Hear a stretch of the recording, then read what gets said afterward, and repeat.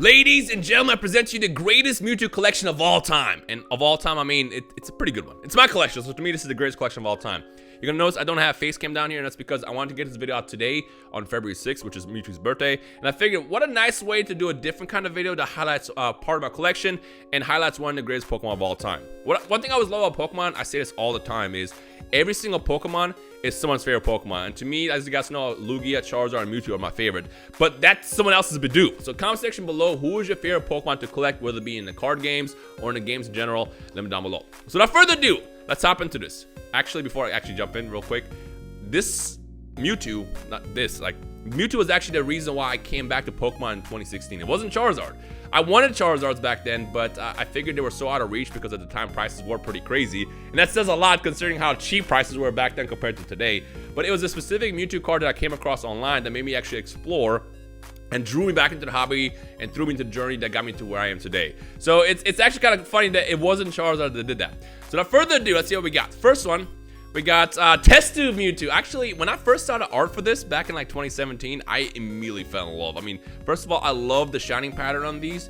And I think I was the last person on YouTube to pull this amongst everybody else. I actually ended up buying this immediately the second it came out. I think I had like 3 of them, got them all sent in to get graded, and they all came back as 10s. Because the good news with modern day Pokemon is they always have really, really good quality. So yeah, love this card. I feel like it's going to age really, really well over the course of the future.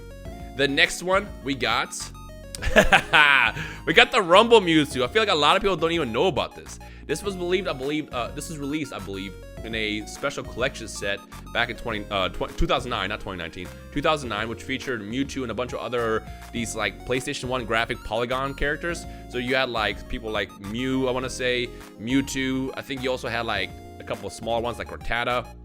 But I love this set. The thing that's crazy about this is super low pop, and it took me so many purchases of these cards before I finally got one that's a perfect condition. Like, there's a lot of hollow pattern on here. You also got the hollow pattern on the stamp itself. There's potential damage in the back. Like, this card was ridiculously hard to get as a 10. But I'm glad I finally got one, and I feel like if you're a fan of Mewtwo, you definitely want to explore more of the abstract cards like this one as well. Next one, we got, the classic.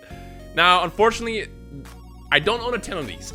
I've been wanting to get a 10, but as you guys know, first edition cards are pretty much impossible to get at this point. But I did buy a couple of these over the course of the last couple of years. I want to say I own 3 still today, but none of them are a super high grade. As you can see, this is an 8. I also have an 8.5 as well, somewhere in the stack. Well, this is actually an abstract card too.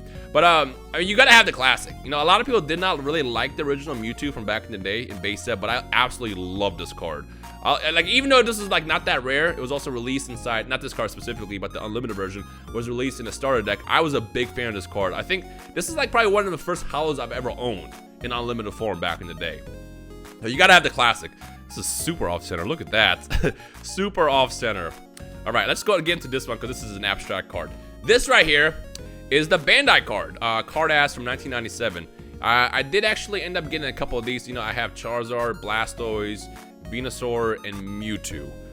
I don't own the other ones as 10s. They're all 9s, but this is the only 10 I own from Cardass, and I just love the abstract art. This is all Ken Sugimori who did this entire set, and I feel like, again, like I showed you with the Rumble Mewtwo, there's a lot of cards out there of your favorite Pokemon that were released in different kind of cards, like the Top Stun cards, for example, that are incredible. So again, I highly recommend you guys just get out there and explore. I got this for a good deal. This was like 400 bucks a couple months ago, and I have no idea what this is worth today. Again, it's not really about the value end of the day, but you know, when you get these different kind of cards that are fairly low pop that people don't know about, it's always a nice thing to add to your collection. Next one, this is an old card. We got Legendary Collection. This is the only card I think that Christopher Rush drew, who used to be a Magic the Gathering artist amongst other things. I was never a big fan of this card. This was originally released as a Black Star promo, if I remember correctly. And the reason why I never really cared for it back in the day, like always loved the art, but as far as collecting, is because it was never released in holographic format. So when they re-released this in the Legendary Collection, I was like, I need to get this. If I remember correctly, I actually got this from Loot Box. We traded for this. Something I love about me being back in the Pokemon world today is a lot of these cards I've gotten just through trades. You know, the thing about Pokemon is ever since back in the day in the red and blue era, it was always about trading. And I love the fact that there's still people in our community that exist that just want to trade cards. And that to me is dope. I don't remember what I traded for this. I remember I traded him and Andrew for 2 different cards that included the Unseen Forces EX Lugia And then also this.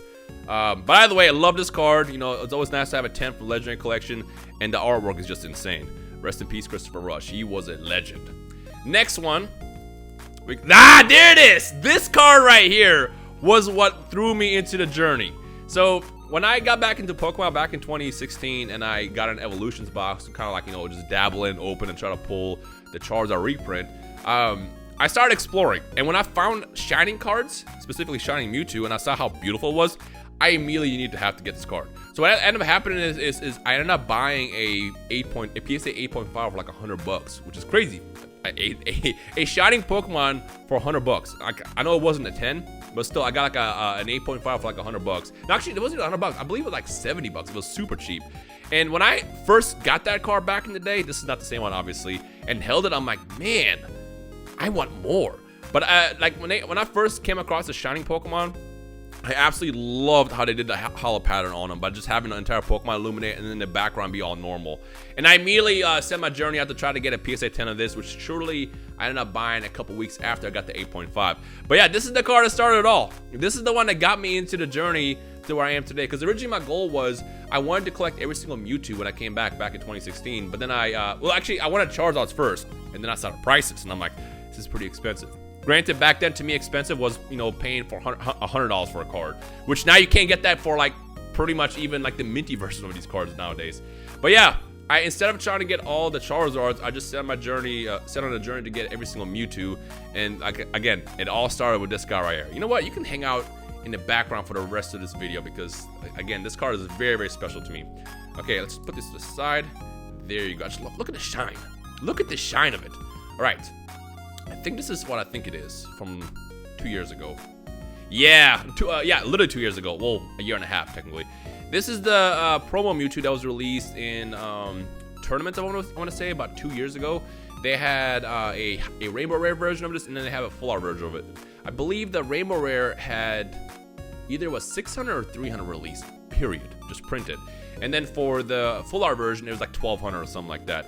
I, at the time, did not want to spend like $5 grand for a Rainbow Rare version of this because I feel like Japanese cards are kind of niche in a way.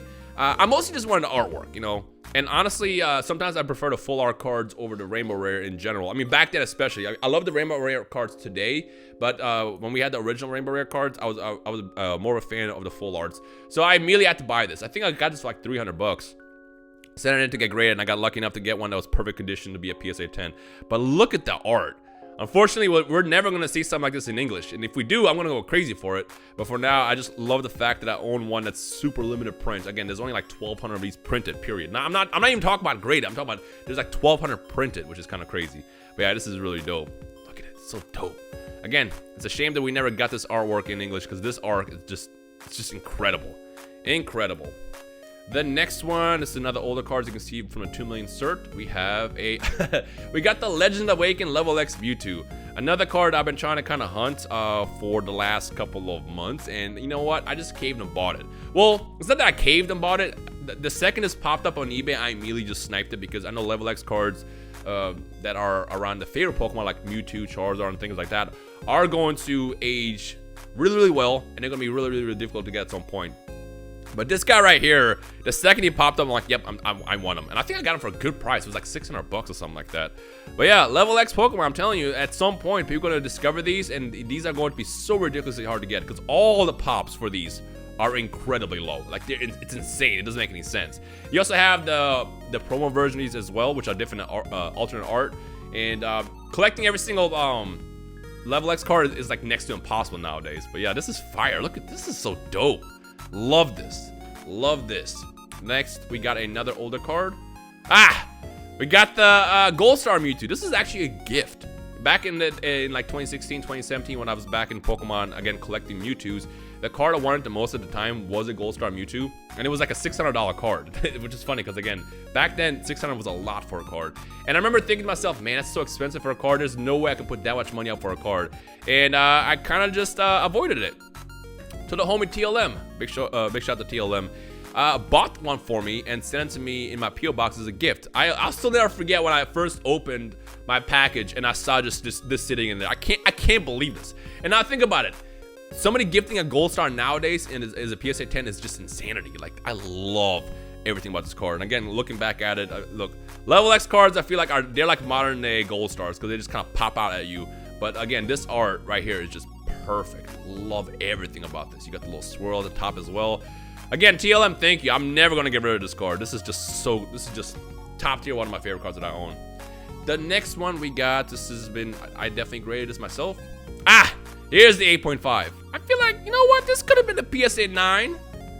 PSA might have been a little bit stingy here because this is in fantastic shape. There's like no print lines or anything, but it is what it is. It does have silvering on the edges, which is probably why they gave it the 8.5, but I feel like this could have been a 9. This could have been easily a 9. There's like maybe a single print line like right there and another one up there. I mean, it's debatable. But again, just what I said, like I said earlier, this is a classic. You gotta have your first edition Shadowless cards every now and then, and this is definitely one that I wanted to collect at some point. What else is left? Speaking of Mewtwo, have you gotten tired of seeing this guy yet? Again, classic, you know, wasn't really that rare. It's available in starter decks and a Zap deck. But again, I grew up with this card. This is like my first holo I've ever owned, and it was still to this day is one of my favorite cards of all time.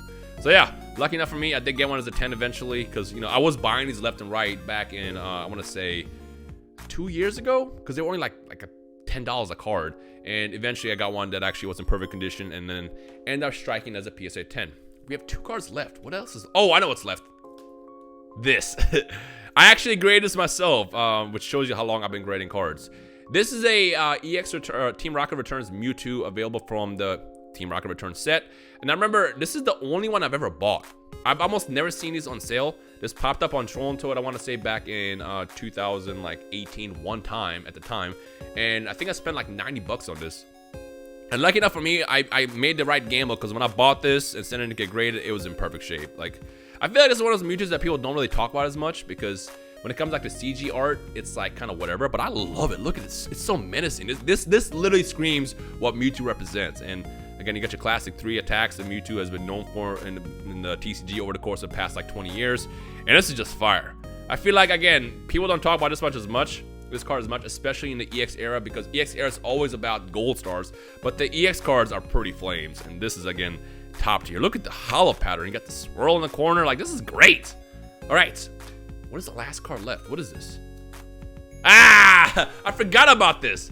This is like a pop 2 or something ridiculous. I don't remember where it was at. I think when I graded it, this is a pop 1 at the time. But this is a staff card that I got in 2016.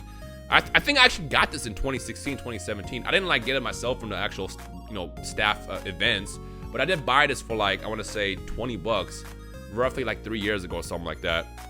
And it got sent in to get graded. Anytime you get a staff card that comes back as a 10, it's like, it's just absolutely insanity as far as pop report. I mean, to those who are new to staff cards with like the new recent ones, like Lugia and Charizard, Snorlax, and Donphin, you probably know that those cards are just hard to get as is. But now we're looking at the 2016 era, where we had Mewtwo. This is like the only holo Mewtwo that was released from Evolution, if I remember correctly. Well, no, they had the theme deck version as well. The one that was released actually in the actual X-Y Evolution set was non-holo. But again, I love the holo pattern in these. You got the staff in the corner, and nothing better than seeing that Gem Mint 10 on a staff card. So yeah, woo, this is fire. What am I missing? I feel like there's a couple of Mewtwo's that I'm still missing. I know there's a couple of random ones, like the ones from like the Diamond and Pearl holo era, and maybe a couple more. But all the ones I've mostly wanted, I own. Maybe I might try to get a first edition version of this at some point, but honestly, all I care about more about is the art. I don't really care about the stamp. But maybe, I mean, to be fair, I just kind of said it, you know, it's all about the stamp on this one. But this is kind of more iconic, because this is like, you know, the classic base set era. But outside that, I never really care about the stamps that say first edition, stuff like that. It's all about the artwork first. But I don't know, I guess just to complete the set, maybe I might try to get a first edition Shiny Mewtwo at some point as well, if I can, because that card is ridiculously expensive nowadays. So yeah. Anyways, let me know your thoughts. Comment section below. What is your favorite Mewtwo from the cards that I've shown off? Maybe one that I didn't even show off. Let me know down below. But again, happy birthday, Mewtwo. One of my favorite Pokemon of all time. Let me know who your favorite is to collect down below as well. And anything else you want to discuss, feel free to just drop me a comment. Thank you guys for watching. I'll see you in the next video.